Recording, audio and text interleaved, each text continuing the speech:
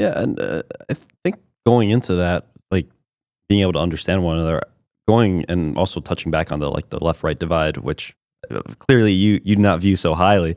I always viewed it as since post World War II, one of the big questions was the globalism versus nationalism divide.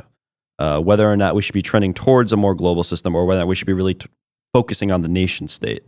And I think for a very long time, going to Clinton years, the high era of neoliberalism, you had a period where there was a large movement towards global institutions, more more trade with one another and more international cooperation. And I think once you get around to COVID, this changes greatly. It starts a little bit before COVID, but post-COVID, all incumbent parties of all countries most lose in very serious elections to a lot more nationalistic looking within parties. I think in one TED Talk you talked about, looking like inner parties rather than those who like more out. And I'm curious what your thoughts are, living in the post-COVID results. What are the implications here? It's kind of ironic that, as you rightly point out, this change really accelerated after COVID, because COVID, of all of the things that have happened to us in our lives, is the one that more than any other should teach us the importance of international cooperation and collaboration. Because COVID, the COVID virus doesn't respect national borders. And it became a virus very, very quickly, a pandemic very, very quickly, because of globalization, because of the fact that we're so connected. And we were able to find solutions so quickly and to spread them reasonably quickly because of the collaboration and cooperation that there was still between countries. So I think that again, this doesn't have to be ideological. It really is a danger if we start thinking of it as being a politics, or a belief system, or a values system. I've always held that globalization is not an idea that somebody once had. Globalization is quite a strong instinct within the human race. Ever since we walked out of the Great Rift Valley all those tens of thousands of years ago and stopped being a single tribe, the history of humanity has basically been a history of us trying to get back together again, to connect.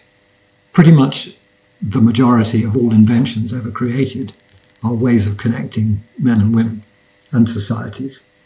We love to travel. We're fascinated by other cultures. It's only a tiny minority of us who aren't. We love foreign food. We love the fact that we live on a planet. And the ideology gets in the way of that. Now, I'd be the first to agree that globalization, in the way that it was allowed to occur during the 20th century, is a permanent disgrace. It was allowed to become very unfair, very unjust, very corrupt.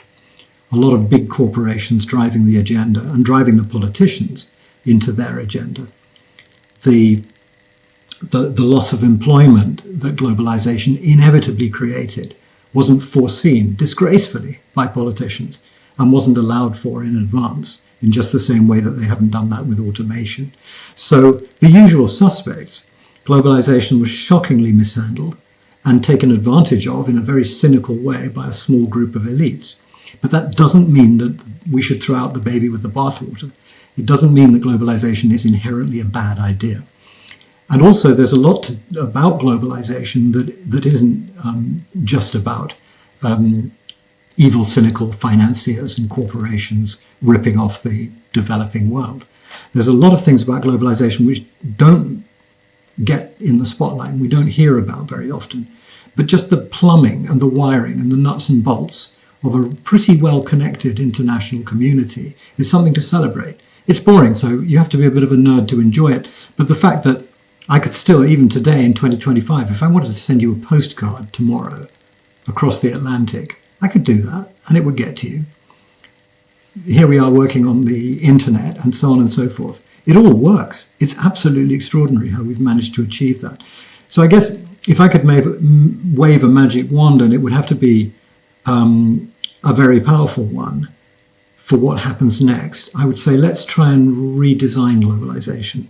So accept that it's a necessary thing, because life on Earth is not a sprint to the finish. You can't have winners and losers. it's a relay race, whether we like it or not. It's a team sport. That's a better metaphor. Whether we like it or not, because if not, we fuck up the planet. And if that happens to the planet, then we have no future.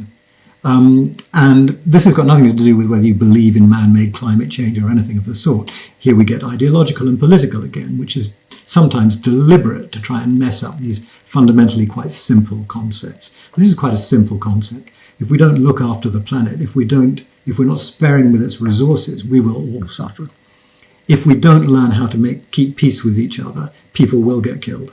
If we don't work out how to share prosperity, then many people will die of starvation, and so on and so on and so on.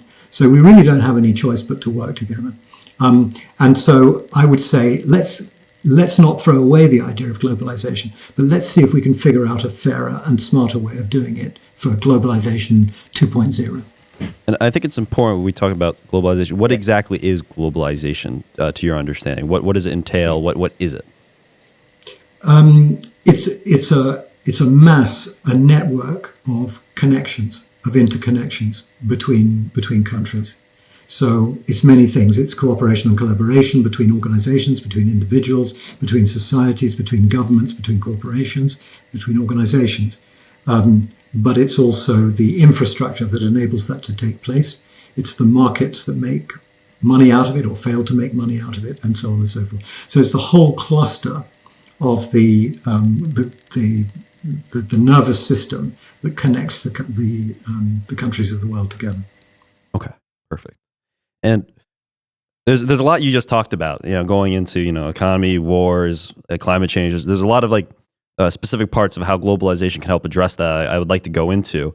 But before that, I also, we talking about how every technology that we've created was towards, bringing us more interconnected, this love for multiculturalism and such. But I feel like, I think it was Edgar Julius Young. He writes about this kind of battle between diversity and uniformity, where yes, we don't want everything to be the same. We don't want, everyone to have the same haircut, same look. But at the same time, there is a degree of comfort that we have in uniformity of the in-group as opposed to the out-group and such. And where does globalism play in this? Because I think a big criticism of globalism is that if you allow globalism, you allow people to just go wherever, and nations, as a concept, start to, take a back seat. You get cultural erasure, you get kind of this global culture, and, the diversity ends up getting lost. And for this, in the name of multiculturalism, allowing more culture sharing, you end up just getting a muddling of cultures and destruction, really. Destruction is a bit of a leap from merging together. So let's take the first idea first. My own personal experience, I haven't found this to be true.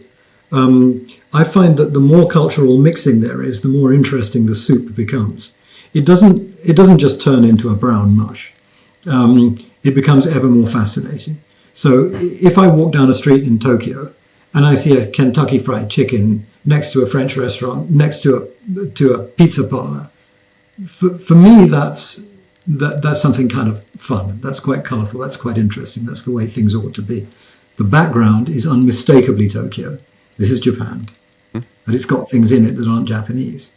And I cannot see the harm in that. I'm sure that a lot of elderly Japanese people will look at the Kentucky and feel that it's an alien arrival, but old people always respond to new things in that way. It's just the way that human beings grow. It's the way that they grow old. But to leap from that kind of polycultural soup, which I think is something to celebrate and something engaging and something interesting, to destruction is for me a bit too much of a leap, because I don't see where the destruction comes. I don't see anything being destroyed. I see things being enriched.